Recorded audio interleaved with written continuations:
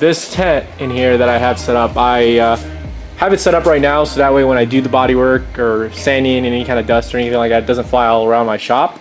Once I'm all done with this, I'm going to take the car out and get it washed and literally sweep the floor really well and pour water on the ground so that while I'm painting there isn't anything flying around from the ground itself, because the ground would be wet. But I'm going to kind of mop the ground first to pick up any small dirt particles, and then I'm going to leave the floor slightly wet and keep it wet the whole time while I'm painting it, so that way it prevents dust from flying up off the ground and sticking to the car.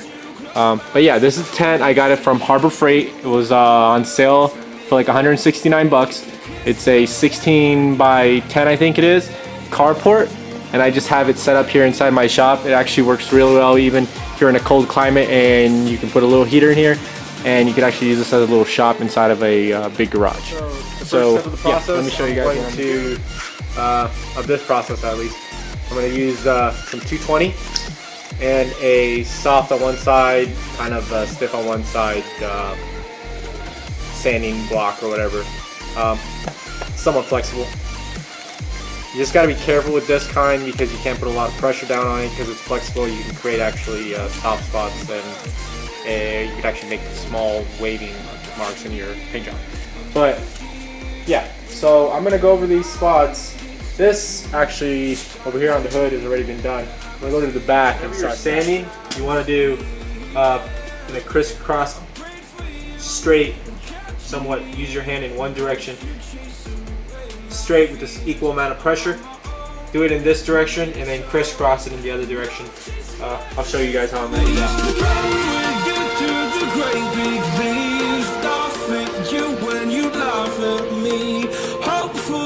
Because I believe the home was just you and me. I thought you were the one for me. That's why I give you everything. I'm going to use some 320 to smooth it out. Once I do that, then I'm going to be able to primer it.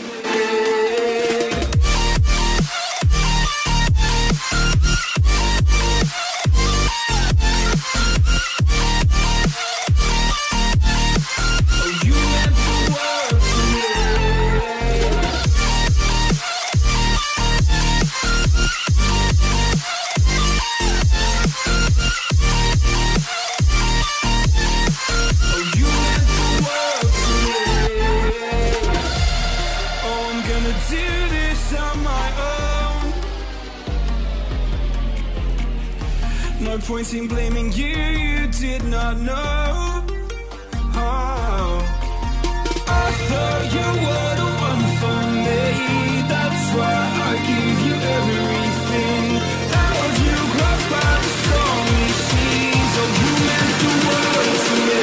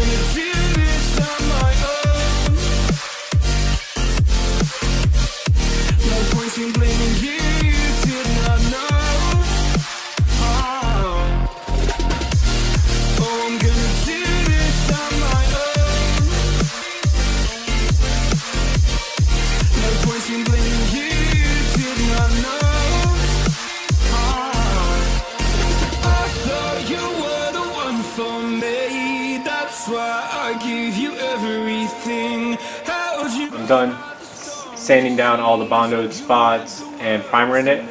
Now I'm going to go ahead and wet sand with 400 grit, my sanding pad and the wet sand paper, and a bucket of water with a little bit of soap, a couple drops of soap in there. I'm going to get to it. Once I get that done, then I can take the car to the car wash and give it a quick rinse, and then it will be ready for tomorrow to give it the paint job.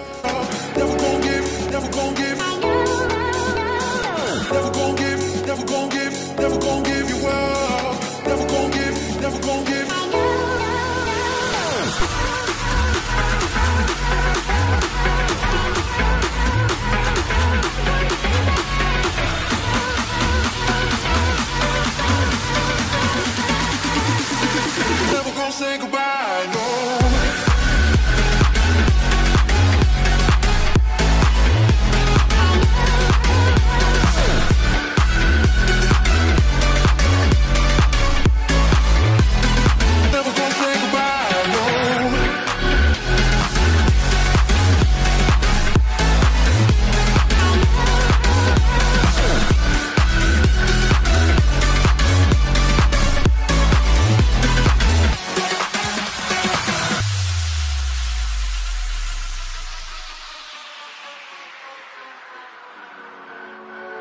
Never gonna give you up. I'm never gonna let you go. Never gonna say goodbye, no.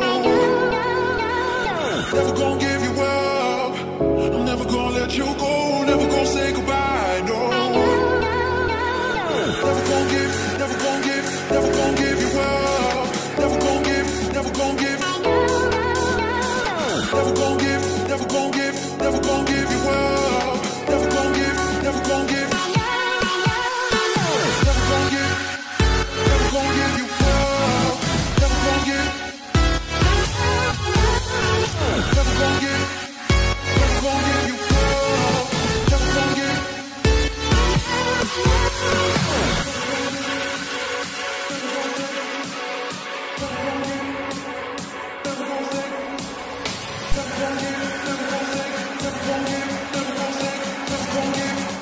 Quick tip on keeping those little particles that float around off your car. So I have an inlet fan right there, and that's also on a speed controller, and it's gonna be run on really low. There you go. And I got one back here. See that right there? There's actually a filter in there, and comes out, goes to this little fan right here. That's also running on low. So that's obviously going to pull out some of the air. There's probably only going to be about 50 to 25 CFM, so kind of like a bathroom exhaust fan, a little exhaust fan for a bathroom. Just you want a very, very low speed, steady flow of air in here, so that way all those the paint that actually floats up into the air, and then it eventually drops back onto your car, and then it would actually have rust spots all over the car. That's probably going to happen anyways, but this will keep a lot of it down. And obviously I'm going to close the door, the actual garage door, and then this plastic door, and then the plastic one in the back. I washed the car, I got all the sanding done, I wet sanded it. I'm starting to tape it up right now. I'm actually going to be painting the door jambs on this car, so I'll show you a quick part of how to do that, but of course not everybody has to do that unless you really want to paint the door jambs. If you're painting it a different color, then you can go so. If you have a lot of rust in your door jam, that's what you need to do. I'll show you how I tape that up as well, and how I'm going to proceed with that. I'm going to show you guys real quick what I have so far. After I'm all done with taping up, I'm going to go ahead and hit it with a tack cloth. This cloth is kind of like, it's like a sticky cloth, and you run it across the whole car and it'll pick up any kind of little pieces of dust. So let me show you so far what I got and how. Alright, so I took off the fenders. I'm going to be painting the fenders and the bumpers on a stand or a table separately. I prefer to do that. And I took off all the mirrors, lights. The front ones I just covered it. The sunroof I still got to tape it up, of course. But I'll show you what I did over here. So everything that any hard lines, I did it with the blue tape, of course.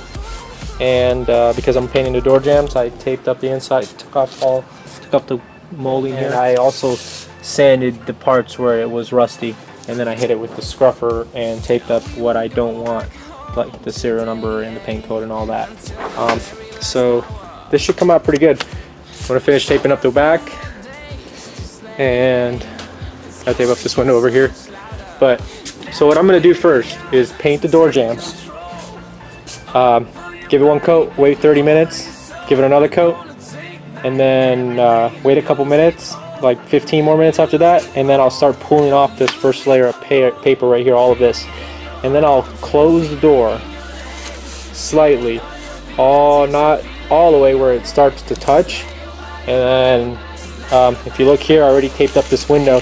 And actually, when I pull the paper off, that underneath is right there, so I don't have to tape it up or anything. I already taped it up with the blue tape as well. And what that's going to do is that while the inside door jamb the second coat is on its last couple minutes of drying, I could actually shut this door and paint all of this and paint the rest of the car. But one good trick that I've figured out over the years to cut paper is, what I do is lay the paper over the area you want it and do a quick rough cut.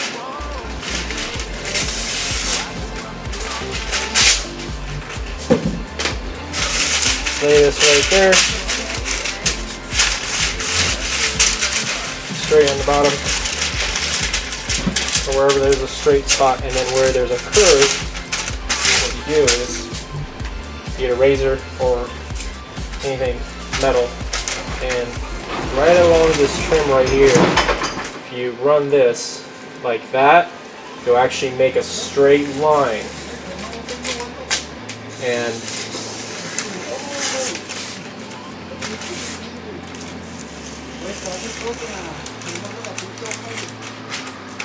right along the curve, and by doing that,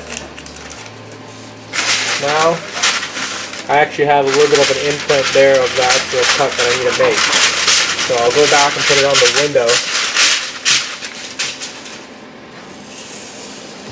cut it along that line I made with the razor blade. Doesn't have to be perfect, of course. And that's a quick way to do it. And I'm going to do the same thing with this front window on the outside part and the back. I also pulled out the light. One important thing to do is always put tape on these holes, because you don't want paint going inside the car, but also when you start to paint the car and all that air, it'll start to blow stuff out of those holes and go onto your paint job. So while I paint the door jambs, I'm actually going to paint the inside of this gas cap as well. So that's going to be like the first step of painting. One coat, second coat. At the second coat, 15 minutes later, while it gets tacky, I'm going to close that and then do the same thing with the door jambs, paint the whole car.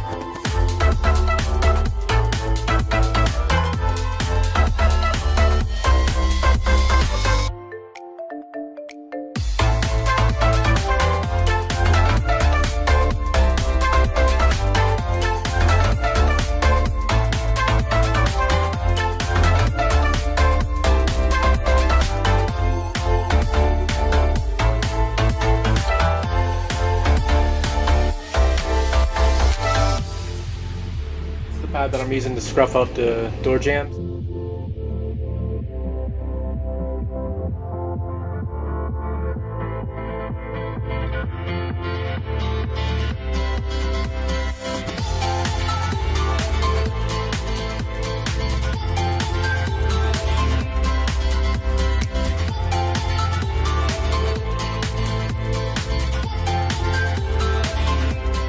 I'm going to go ahead and blow it off and then hit it with the tack cloth.